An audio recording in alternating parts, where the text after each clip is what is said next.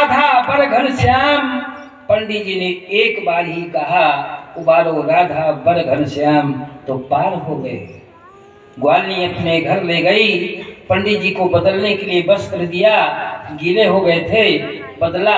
अब भोजन का थाल सामने आया, ग्वालिनी परोसने का काम कर रही थी, पंडित जी ग्रहण करने का कर रहे थे।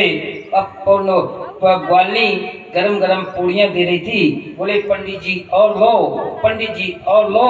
मगर पंडित जी के अंदर की सांस वो लोहार की धौकनी जैसे चल रही थी कि देखो ये वही ग्वालिनी है जिसका अंगूठा भी नहीं भीगा था, अब मैं गोते पे गोते लगा रहा था और वो पूरी और खिला रही है। तो पंडित जी बहुत घबराए हुए थे, जल्दी जल्दी भोजन किया, आचमन किया। अब ग्वालिनी को बुलाया कि ग्वालिनी इधर आ। बोले ग्वालिनी ये क्या चमत्कार था, मैं गोते पे गोते लगा रहा था, तेरा एक अंगुष्ठ भी नहीं भीग रहा था, ये क्या था?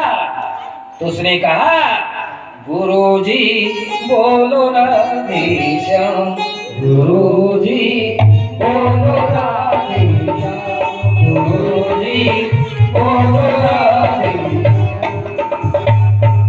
गुरुजी कि इसी नाम की नोक पर, ग्वालिनी कहती है गुरुजी कि इसी नाम की नोक पर चढ़े आऊं अपने धाम, और जिसने दिया विनीत मंत्र मैं प्यारा प्रभु का नाम, उस सदगुरु के पद पद्मों में प्रणाम।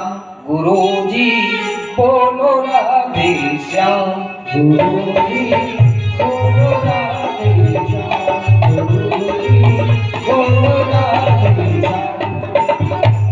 ग्वालिनी ने कहा गुरुजी बोलो राधे श्याम, मैं नित्य आती हूँ नित्य जाती हूँ।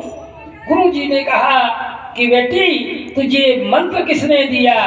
बोले आपने ही तो दिया है, आप ही तो मेरे गुरु हैं कि आप व्यासपीठ पर बैठ करके आप सबको संबोधित कर रहे थे। आपने कहा था कि भटक रहे हो संसार में और कर करो भ्रष्टाचार, तो भव सागर से जीविए कैसे होवे पार। क्यों कि तन वाले धन वाले बुद्धि वाले वहां कुछ काम नहीं, कोई रिश्वत कोई चतुराई कोई कुछ नहीं है। कि धन वाले कि बुद्धि वाले कि शरण कोनो काम, एक बार मुख से कहो कि जय श्री राधे श्याम।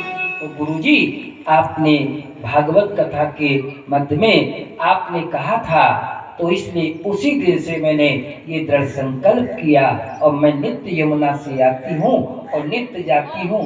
तो गुरुजी ने कहा कि धन्य देवी, हाँ बेटी हम जो है उपदेश देते हैं मगर हम भी इतना ग्रहण नहीं कर पाते हैं, हम भी आपको जितना कथा सुनाते हैं उतना थोड़ी कर पाते हैं, मगर हमारा यही एक स्वाध्याय, हमारा यही